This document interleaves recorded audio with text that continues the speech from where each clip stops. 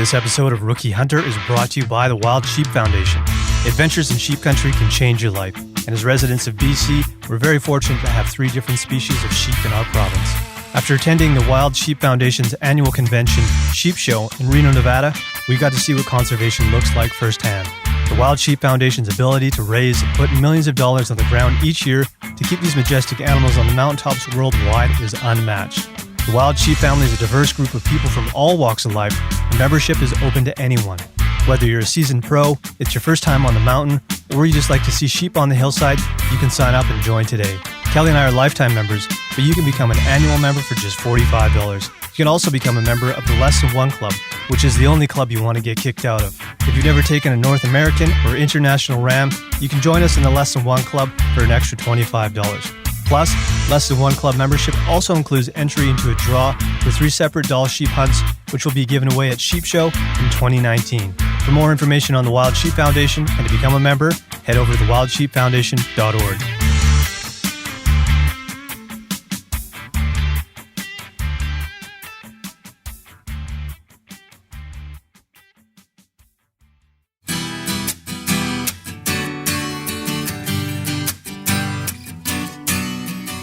Hey, welcome to episode 86. This is the second to last episode of the year, and it will be the last of our classic BS sessions.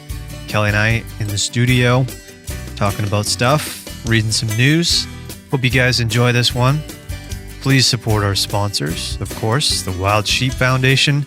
Can't stress this enough. Sheep Show is coming up real quick, so you better book your flights. You better get your buddies together and get that road trip happening. Get your hotels booked. There are codes for those, discount codes. So head over to thewildsheepfoundation.org for more information on that. Seeing as how Christmas is less than a week away, I doubt you're going to get yourself a knife in time, but you can still order one for yourself. You can treat yourself to something after the holidays. Lots of great kitchen knives, hunting knives, everything's out there. You guys know that already. NorthArmKnives.com. This is the first recording of 3 that we did, so it's pretty tame. Just a quick reminder, though, we are taking next week off, so you won't hear from us. But our final episode of the year will come out just before New Year's, and it's going to be a compilation of hunting stories that we got from guests over the year. We always figure that's a nice way to end off the season. So let's get into this episode. Sit back, relax, crack a cold beer, and enjoy episode 86, Rookie Hunter.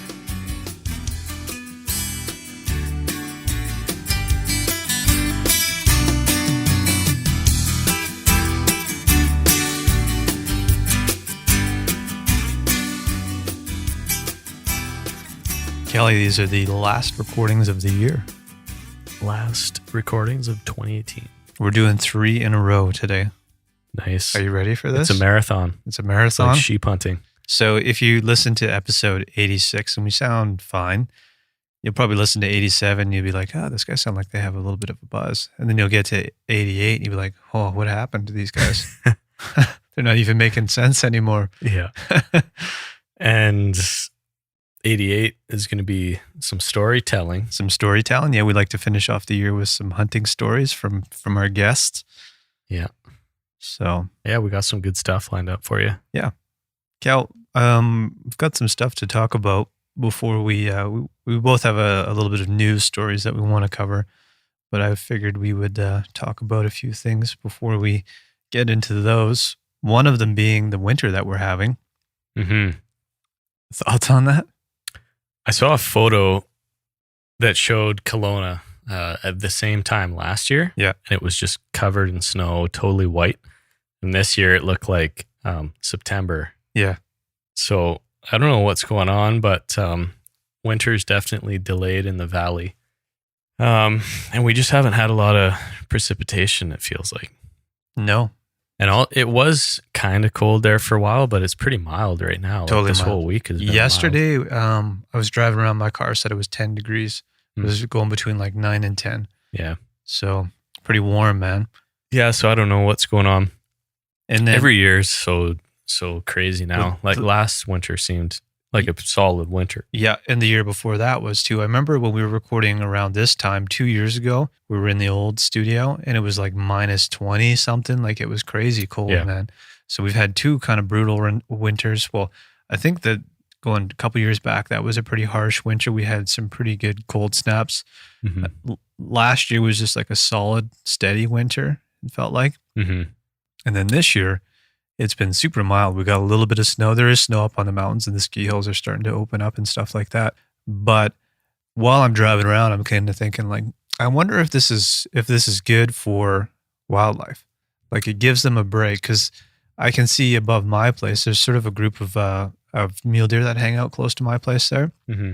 And they're constantly up on this hillside, just feeding every single day. I pretty much see them up there. And even where, around my place, there's like green grass, and it looks like it's still growing. You get 10 degrees and some sunshine, and it's almost like that grass just comes to life, man. So there's like fresh vegetation that's still clinging to life. Mm-hmm. Usually it's all brown and dead by this point. Mm-hmm. So I'd have to imagine, and I don't know, I'm not smart enough to figure this out, but I'm hoping that like maybe this is kind of what some of the mule deer and stuff need in the Okanagan and maybe throughout BC to maybe bounce back and come out of this winter feeling a little stronger than they have in previous years. Mm-hmm. Yeah, I mean, I think it definitely prepares them for the winter a little better. Yeah. Get some more fat on them. The last 2 springs, we've had pretty heavy flooding. Totally. So I think the other thing is, like, if you have an easy winter and then it leads into a pretty wet spring and summer, yep, I think those 2 combined will be a perfect recipe for some pretty good wildlife populations. Yeah. Like a little spike maybe. Yeah. But I think if we have a bad winter with a bad snowpack and then a really dry spring and summer, then that could potentially be pretty worse rough than a good winter. Mm-hmm. Right? Because then like everything dries up so much faster. I don't know. Yeah. We've kind of seen both of those coins in the last 5 years. Yeah, for sure. Or both sides. But yeah, it's interesting because we seem like we're getting the snowpack up top, which is good. Yeah. But pretty heavy snowpack the last 2 years. Mm-hmm. Like almost record breaking, I think. Yeah. Well, maybe not record breaking, but like to the point where Kelowna's been on flood watch 2 years in a row. I think that's going to be a common theme. Yeah. Yeah. So anyways, man, I hope that this is helping out some critters in the meantime. But yeah, you just never know. The one thing we should say is we did not get out for whitetail. And the other thing, like to touch on the winter, is I was actually looking forward to going out in the snow. Yeah. You know what I mean? Yeah, me too, man. But we didn't even get a chance at hunting in the snow this year. Unless you go up high, but I don't think the deer were really, I guess mule deer were on their way down a while ago, like a month ago. Yeah. That's what I wonder too, because like we're like, oh man, there's like, it seems like there's no deer around, and maybe they're struggling, but maybe they've just been staying up higher and we haven't been hunting in the right areas. So it's, I don't know, man. We've only got 5 seasons behind us, so we're starting to get a feel for trends, right? Mm-hmm. And we've seen like, really good years with like pick a buck and claim it and shoot it. Yeah. To like, where the fuck did they all go? Yeah. And to us, it's like it's a pretty dramatic contrast, right? Yeah. But for other hunters who've been doing this for 40 years, they're probably like, yeah, it's just the way it goes. Yeah. But yeah, it raises alarm bells for us, but we don't really, we can't measure it against much else really. And it's anecdotal and it's our experience. Yeah. Here's like a perfect example. Kokanee fishing in the Wood Lake fishery, which is just outside of Kelowna here. Yeah. Limit is 2 fish per day. And it's been like that for several years now. After they had a kokanee, like a crash a few years back, and they've kind of rebuilt that population. It's one of the better kokanee fisheries in Canada, I think. Mm-hmm. So, I started fishing more heavily when we started this podcast. Kokanee fishing has definitely been one of my like top. I love going out there. We were going out every weekend, my wife and I.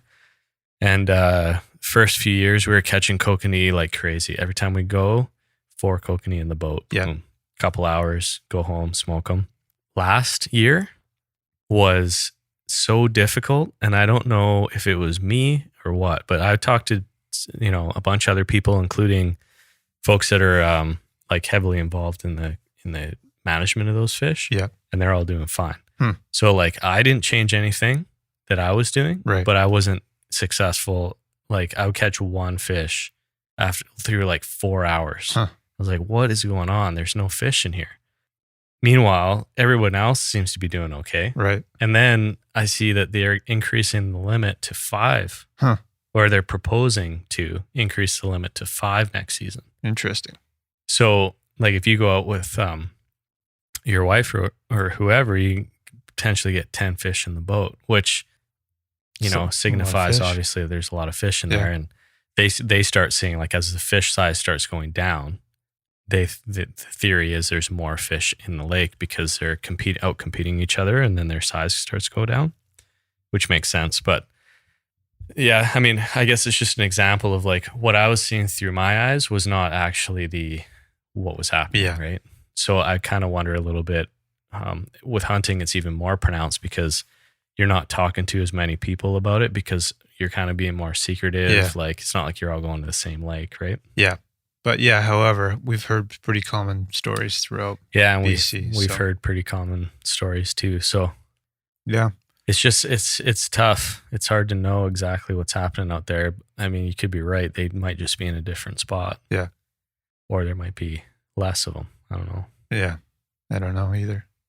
That's the tough part. That's why we need some resources. And Jesse and those folks are doing some good work with the GPS collars. So we need to get an update from them next year. Yeah, man. I saw they posted a photo today there. It looked like they're doing some collaring. So that's cool to see. It'll be interesting to see what kind of information they get back. And I don't know how long that study is going to go on for. I'd imagine they're going to try and keep it going for a number of years and collect all that data. Mm-hmm. So, yep. Great to see that kind of stuff happening in BC because we just don't have the money for it. So these guys are pulling together what they can and getting things accomplished with very little funding. Do you need a refill or something there, Kelly? Yeah, I was just positioning myself to Let's pause for a minute. Important work here. Not the best pour. So what's in the news? Well, hold on. I got more to talk about, Kelly. Oh, okay. Sorry, Russian. Jesus. So with Instagram, Kelly, when we first hopped on Instagram, this is going to be a touchy subject, but I was always kind of, when I would see it, like people posing with animals, it was motivation to be like, oh, cool. I want to I want to sit in front of a big elk like that or a sheep or a mule deer or whatever. And the longer I've been on Instagram, the less I'm interested in those photos. Mm-hmm. That's not to say nobody should be posting them, but it's kind of like, whatever. It's just like you're scrolling through. It's like, I don't know if you want to call it a grip and grin. That's kind of what they've been labeled as these days. And it's like kind of constant throughout your feed. And I'm more interested in like the places and the stories and everything that comes with the hunt. To me, when I just see like a grip and grin photo, I'm like, it doesn't really do anything for me anymore because it doesn't, there's no story with that photo. So when we take those photos, I'm not going to lie, right? Mm-hmm. And we've posted a few of them. We definitely have. They're on our Instagram. But I tend to take those photos now and share them with friends. So like the moment I get a deer down and if I'm hunting by myself, I know there's like at least 5 people who are going to want to see that photo of me and the deer. And those guys, I don't have to explain anything. I just have to send the photo.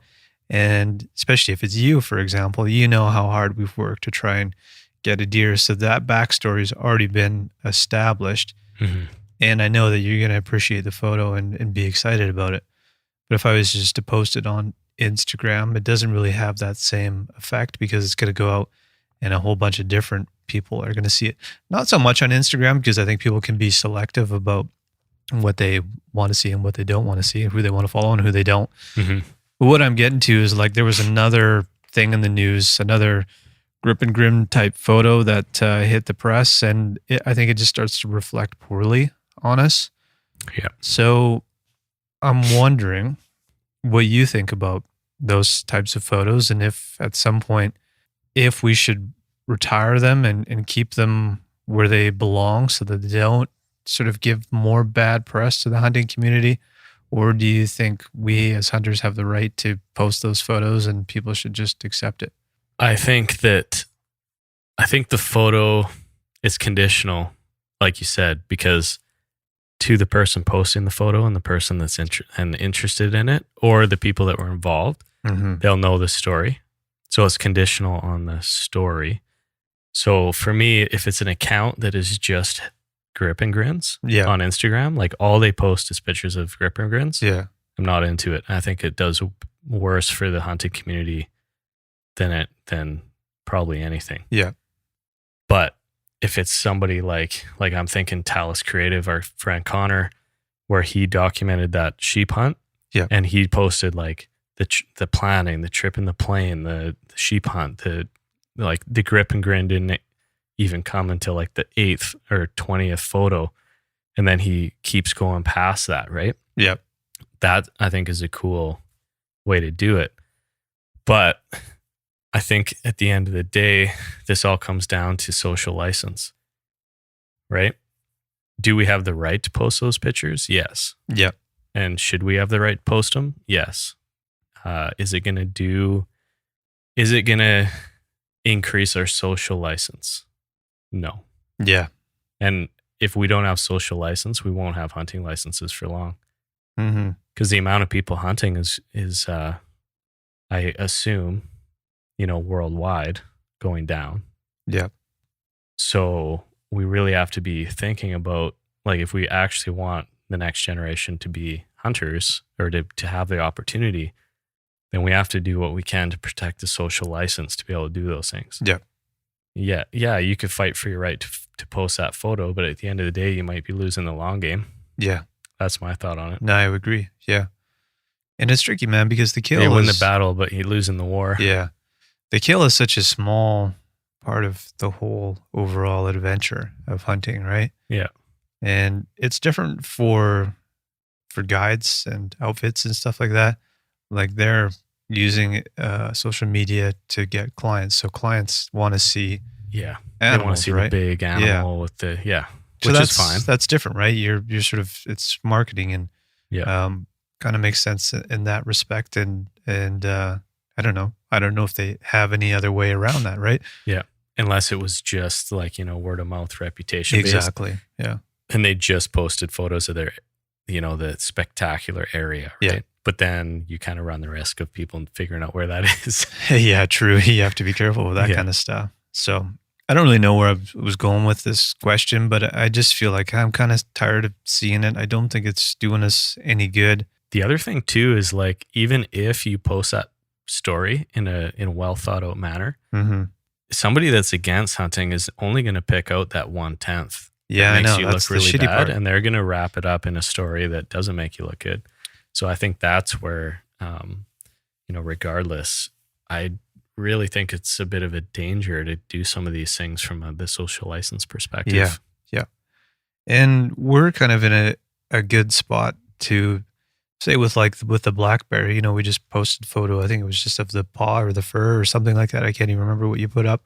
There was no shot of the animal, but the idea with that is like, we got a bear. If you want to hear the story, there's well over an hour of this whole event, right? Like there was a close up of the bear hide. Yeah. So all it looked like was like blonde hair, right? Or like, let's say we were going to hunt a leopard or something. Yeah.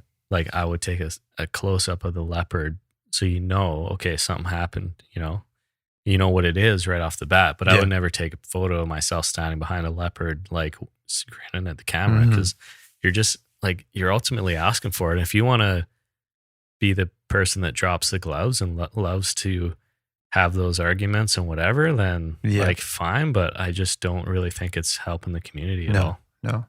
So anyways, man, I don't want to offend anybody with this topic, but it's just something I've been thinking about lately. I'm like, it just seems to keep getting us in trouble.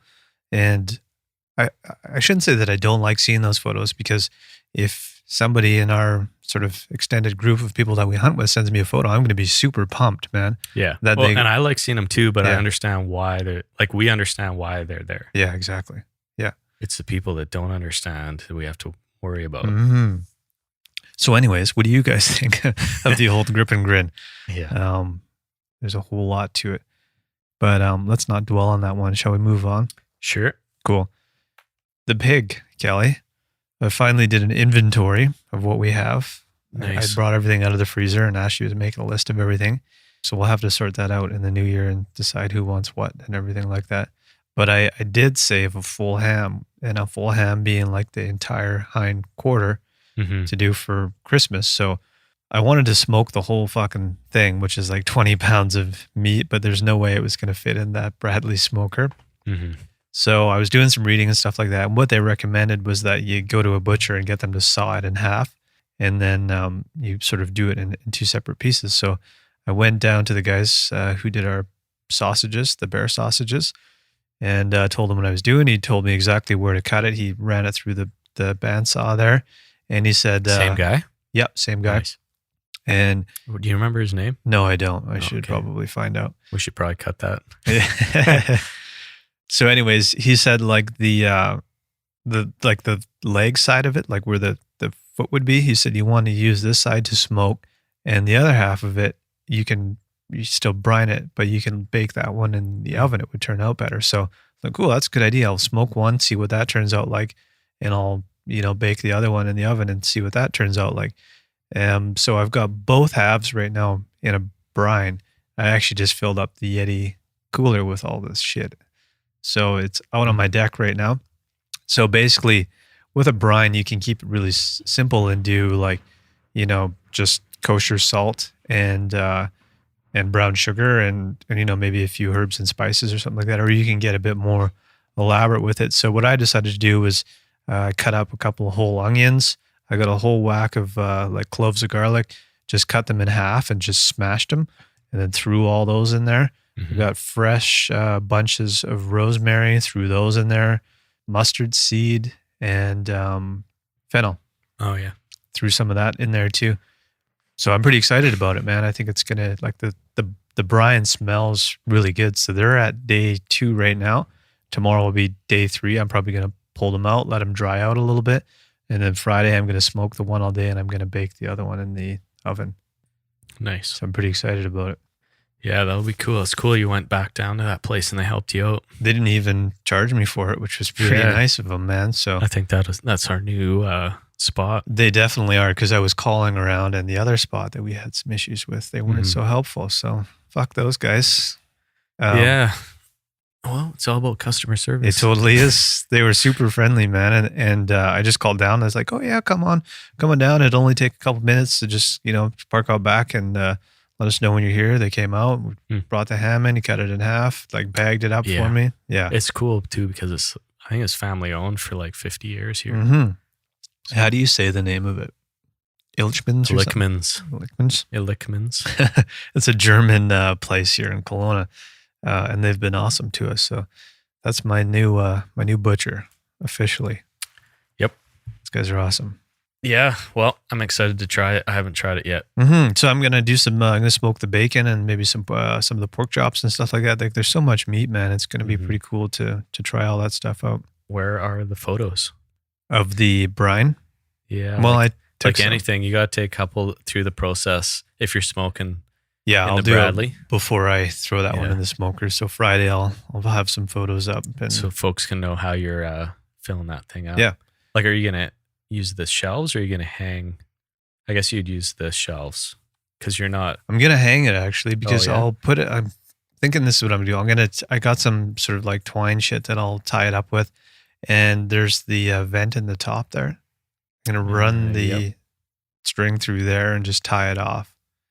That's nice. In theory, that's what I'm going to do. So it's just hanging in there. Yeah. Worst case scenario, the base of the ham can just sit on the bottom rack. Yeah. I think that's probably fine too, but I wanted to hang it. Have you used that smoker much? Never. Okay, because I have a couple tips for you. You've used it more than I have. Because I've used it 3 times now. Yeah. And it's not a digital one, so you can't set the temperature. And then you can't set the temperature and leave it. Right. So it really depends on the outside temperature. If it's a summer day, you really got to go out there every 10, 15 minutes. Right. You might have to, like, even with the vent open, you might have to open the door once in a while and like drop that temperature down because it just keeps climbing. Yeah. It's really hard to, get that. There's a little slider on the bottom for temperature. So you got to experiment with it, try to get it in a spot. But I always find like it always ends up rising in temperature too much. So maybe this would be a good time to do it. in the winter. Yeah, so that's what I was going to say. Winter is probably a better time, but you'll probably still have to go out like every 15 minutes, at least for the first few hours. Yeah. Even, I don't know, like maybe every half an hour after that. Yeah. Just to make sure, because that temperature can start climbing in there. Right. That's the one thing I learned. Cool. I'll have to. And I also think it's a plug for any smoker that does have a digital thermostat, because it really takes a lot of the effort out of the whole process. Because it's kind of, I don't know, you don't want to be tied to the thing all day long. Yeah, exactly. So we'll see how it goes. But I've sort of set the day for Friday. I'm going to work from home and keep an eye on it because I figure I don't want to be too far off from that thing. No. I'll come back and the thing's like... I wouldn't leave it for more than an hour without checking. Yeah. And that's like after you're pretty confident that it's staying. Mm-hmm. A little bit touchy, that thing. Yeah. We shall see what happens. Okay, I've got one more thing I want to talk about, Kelly. Okay. This is kind of these two ideas have been, well, one of them is fairly fresh. One of them I've been kicking around for a while. So for next year, I've got some ideas for things to challenge myself. With the Mountain Equipment Co-op, I think I only missed one of their races this year. This year they're only doing 3. One of them is a 50K ultra trail run. And I'm thinking I might want to do it. What is an ultra? Well, it's like an ultra marathon. So it's a 50K trail run. 50K. That's a pretty big... yeah. It's not too close to sheep hunting, is it? It's in July. Ooh. Yeah. As long as you don't injure yourself. Well, I'd got to train for it, right? Yeah, but if you end up with some like messed up IT band and then we got to hike like 50 miles. Yeah, there's always the what if. We could die on a sheep hunt too. So. Yeah, I mean, yeah. I've done a half marathon and survive. Yeah. No problem. Yeah. I mean, if you think you can do it, then I think all the power to you. The other option is a triathlon, which would be swimming, biking, and running. I've been kicking that idea around too. I can't swim worth shit though. Yeah, that's the one that kills me, man. Yeah. It's the rhythm, like the lung capacity, but like just the rhythm of swimming and constantly taking a breath. I always end up getting messed up after about 2 laps. Yeah. But I also like, I consider myself a good swimmer, but not like a lap swimmer. Yeah. I could swim enough to just, it's a good workout. Yeah. So anyways, those are the 2 ideas I'm kicking around for next year. I need some added push and more of that things you've never experienced in that. Right. So we'll see. The 50K is it's up at Big White. There's 2,346 meters of elevation gain in that one. And one of the things that bugs me about it is some of it's like a loop. So when I run races, one of the things that determines how far I'm going to run. So say if there's a 5K and a 10K, if it's a 10K and you run the 5K loop twice, I'm like, fuck that. I'm just going to do that. I don't like running a loop like that. Over and over again. That's what I have to do up at my place. Yeah, I hate that. Although I've pushed myself a bit more to, because I live in the hills. So I'm either going up or down or I got to do a loop. Right. So I'm doing more up and down lately. Nice. But it's pretty it's pretty intense. Yeah. Yeah. Anyways, this one, there's sort of a series of loop trails that you're doing. So there's one that you do 3 and another one that you do twice or something like that. Yeah. So over 50K, maybe it's not so bad, but I feel like I need to keep myself entertained for a long period of time. I need a change of scenery because if you're going through the same thing again, it's sort of like, it's that, I don't know, you get stuck, your brain gets stuck in a loop too. Cause you're like, oh, I got to do this one more time or I got to do this twice more. And then I don't know. So that's kind of the drawback for me. I'd rather do a 50K loop, like one loop around this whole, distance. So it's a start line and a finish line, and the whole thing is different scenery the whole way through. Right. So we'll see. I feel like what we should do is like every Sunday go from the bottom of Myra up to the KVR and back. Yeah. Like every week. Imagine like you'd do a sheep hunt, no problem, I think. Yeah. Especially if you had a pack on. Yeah. Like if we had one trail run / hike that you did every Sunday or whatever, I think we could destroy a sheep hunt. Well, that's kind of why I want to sign up for this race, because I have no choice but to fucking train like crazy. Yeah. So, Yeah. well, that's what I'm thinking. So, you guys listening, if you've ever ran a 50K trail run, send me your tips and advice, or tell me which one you think I should do, a marathon or a triathlon or a 50K. Sorry, so it's running, swimming, and what was the other one? Biking. Biking, yeah. Yeah. Is that it's called the Sky to Sea or something like that? No, this is a different one. I can't remember what it's called. I'll find out. Okay. Because they used to do one that was like top of Big White. You'd ski down, then you'd cross country ski, Yeah, that then one you'd would be mountain fun. bike, and then you'd swim across the lake. You can do that in teams, so you can get 3 people and you can switch up. You can do this for the one that I'm talking about too. But cool. It's like the run in this one's only 5K. I think the bike is like 20, and I can't remember what the distance is for swimming. So it seems kind of manageable. Running and biking, no problem. Yeah, swimming. Swimming, fuck, I'll be at the bottom of the pool if I signed up for this thing tomorrow. But fortunately, there's no sheep at the bottom of the lake. Yeah, true. Anyways, we'll see what happens there. Lots of time to figure it out. Yep. That's all I got. Cool. What do you got? What do I got in terms of, I read a story about stone sheep and doll sheep in the Yukon. Mm-hmm.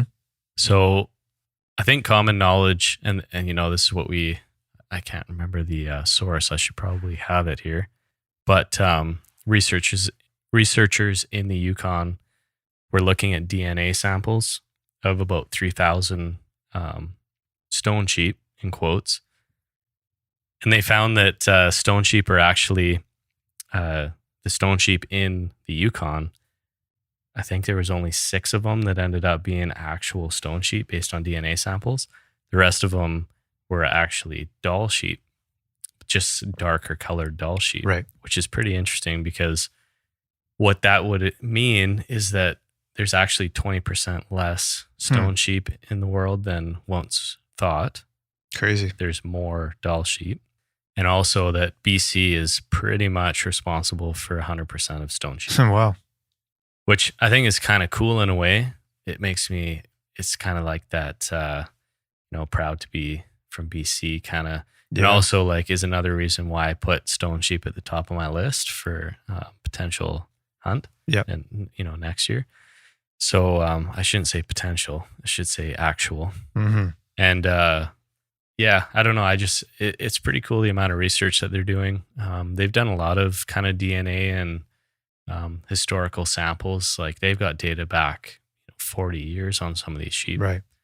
So they figured out a lot of things, but the most recent thing is just this thing about differentiating these sheep as actual doll sheep. So I just thought that was interesting. And we're going to follow up with the Wild Sheep Society of BC and talk to them a little bit about this too and see what their thoughts are. But just interesting stuff.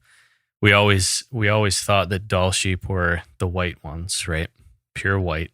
Stone sheep were the darker colored ones. And there's some in the middle that, the theory is they crossbreed and they're called Fannin sheep. Yeah. The other thing I read was that stone sheep there's kind of like, this new hierarchy based on the DNA sampling where stone sheep might actually be a mix between bighorn and thinhorn. Yeah. And that's where the stone sheep came from. And they actually could potentially date back to like 300,000 years ago. Right. Which means they survived the Ice Age as their own kind of species, which all this stuff kind of, I don't know, it kind of deviates from the theories that were out there to date. So I don't know. I guess the moral of the story for me is there's a lot of cool research being done in the Yukon. And, you can go on their website and check that stuff out. I think they have a pretty good write-up about thinhorn sheep. If you Google thinhorn sheep Yukon, they have a pretty cool PDF document that you can read through, and there's a lot of good information on there. Cool. So, yeah, stone sheep, specific to BC, apparently. That's pretty wild, man. Yeah. Very cool. Yeah, I'll be interested to hear more about that. The other thing I had was another news article, and this was the BC government is planning to shut down 10 fish farms on major migration corridors in Broughton Archipelago, which is kind of northwest Vancouver Island near Port Hardy. And they might close down 7 more if they can't reach agreements with First Nations. Right. So they're really incorporating First Nation negotiations and inspections on these fishing farms, which I think is a good idea. And the ultimate concern is a threat to wild Pacific salmon. So I think overall it's a step in the right direction.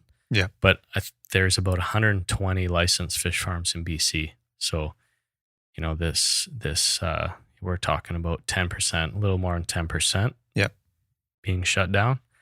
You know, I think at the end of the day, we're fishing Atlantic salmon in BC.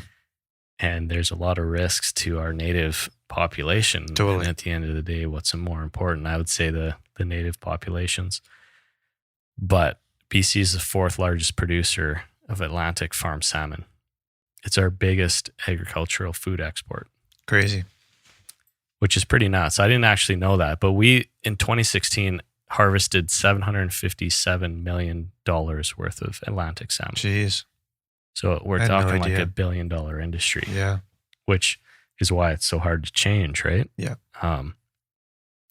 But I think at the end of the day, they're saying that tenure is only going to be granted to those fish farms that have agreements with First Nations, and the First Nations are going to hold them accountable with inspections and all that kind of stuff, along with government and things too. But the responsibility ultimately falls to Fisheries and Oceans Canada and the federal government, because it's a sea species, right? Ocean species. Yeah.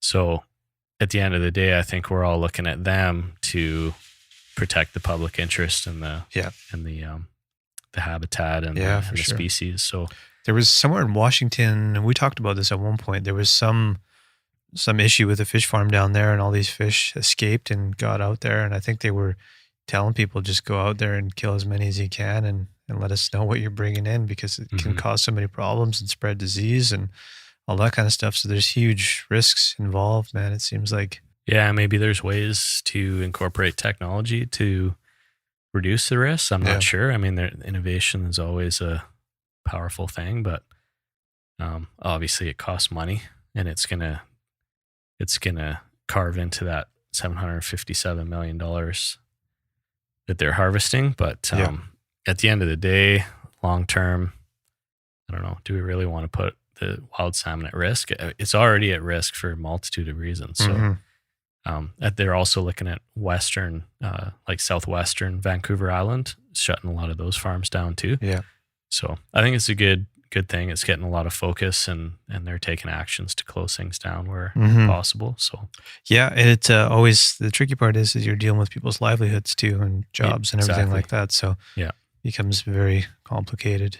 Yeah. But at a certain point, we have to find some ways to resolve these problems so that everybody, comes of it okay. And most importantly, all these different wildlife species are able to continue on. Yep. Yeah, it has to be a big picture approach. Yeah, man, for sure. Yeah. That's all I had in terms of current events.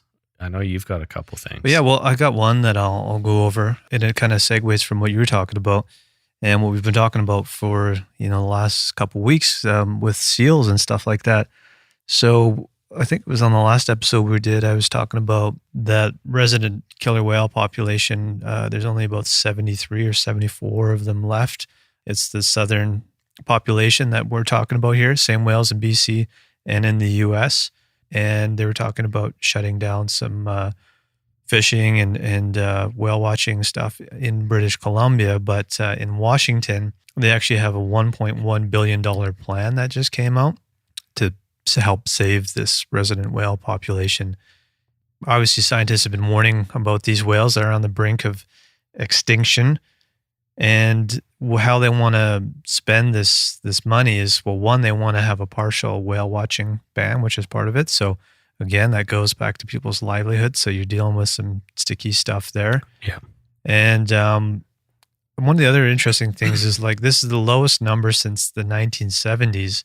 And it says this is when hundreds of orcas were captured in the region and more than 50 were kept for aquarium. I don't know where the rest of them ended up, but that's kind of a scary stat in itself there.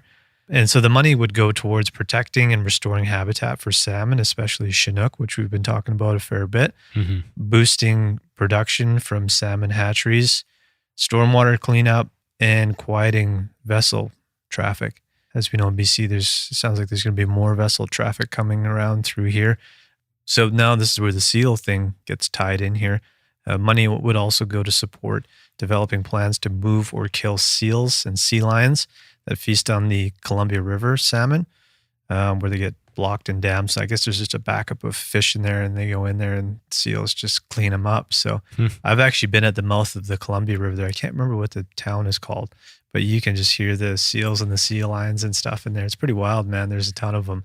So I sort of get where they're coming from on that one. And, big picture, it sounds like seals and sea lions are having a pretty big impact on fish and killer whales in general, and commercial fishing, and everything's kind of intertwined. So they seem to be like a bit of an issue in the middle of all this thing too. So interesting, man. The other thing that gets tied into that too is people want to remove dams. And again, you're dealing with more jobs and stuff like that. So where I'm leading with all this is like, how do you navigate this when you're dealing with so much industry? Yeah. Right. I think everybody wants what's good for fish, if it's salmon, and also killer whale, which is a very, symbolic thing of British Columbia. You don't want to see these disappear, but by, trying to save these animals, and you can relate this to caribou or whatever, right? It's all the same thing.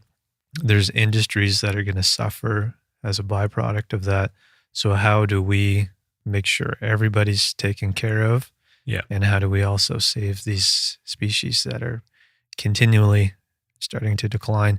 And then you just start talking about climate plans and all these other things where folks want to reduce gas consumption, but then what else do you start getting into electrical consumption? Yeah. And then what's a clean form of energy? And dams are a clean form of energy. So then you start they're not solar or wind farms, but they are relatively clean. Yeah. So then you start getting into that whole discussion too. So it's like unraveling a big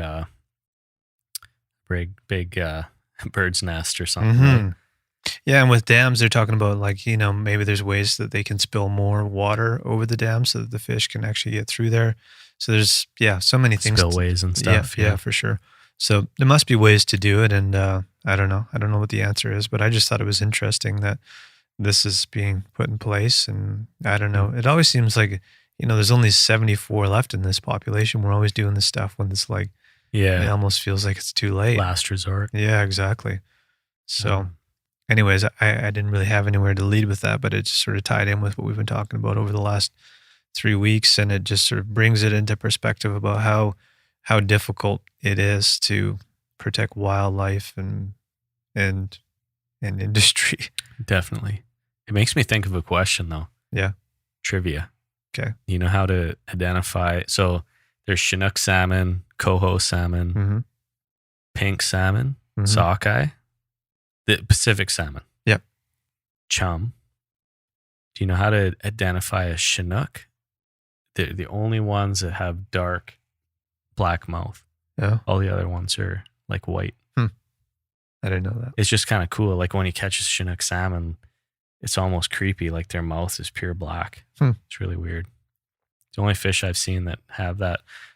I'm sure there's others, but we're used to catching trout and stuff. Yeah, exactly. So it's a little different. Yep. But anyways, they have some pretty nice chompers in there too. Do they? Yeah. Nice. Cool, man. Well, that's all I had for this episode. Cool. Yeah, it's a bit of an update in terms of current events. Actually, I got one more thing. Okay. We talked a bit about, this was a long time ago. We talked a bit about national parks. Yep. And the South Okanagan. And there's a lot of parties involved with trying to create this national park / reserve in the South Okanagan. And we start talking about like Cathedral Park and all that type of stuff. I think there's a few different proposed areas. Yeah. The concern is national park doesn't automatically mean it's the best thing to manage the land and the species. Sounds nice, but yeah, it sounds nice. But the other option is provincial park and management through the provincial means, and also having that local ability to manage it ourselves, right? And with national parks, you also lose that traditional, hunting, fishing kind of thing. So if you have feedback or you want to put, your thoughts out there, there's a website, and it's www.letstalksouthokanogans.ca. And there's a survey on there. It's actually a government site, but you go on there, you fill out a survey, and you can provide your info. So encourage folks to do that. On the topic of providing your feedback, I checked the BC Wildlife Federation petition, and we're like 71 people away from 10,000. Wow. And that's the hunting license fees going back into conservation. Well, get out there, guys. If there's one thing you can do for us. Yeah, 71 Christmas, people. Yeah, do That's it. all we need. Sign yourself up, sign your wife up. Yeah. Sign your husband up, whatever you are.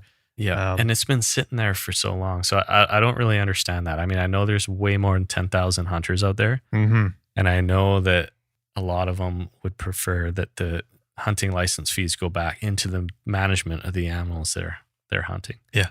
So I don't understand why it's sitting at that level, but get out there, put your name on that thing. Yeah, do it right now. I know we have about 73 listeners, so. Hopefully. Judging by the amount of questions that came in, we have at least 73. Well, that's for the next episode. So, if you want to hear us answer questions, well, for Kelly and I, that's going to happen right now. But for you, you're just going to have to wait a couple of weeks. So, until then, cheers. Cheers. This episode of Rookie Hunter was also brought to you by North Arm Knives. North Arm Knives are handcrafted and sold directly through a father and son team right here in British Columbia. Choose from a selection of outdoor knives, kitchen knives, and custom engravings from northarmknives.com. They ship internationally and guarantee all of their work. Kelly and I have put their products to the ultimate test and give them our stamp of approval. Head over to northarmknives.com.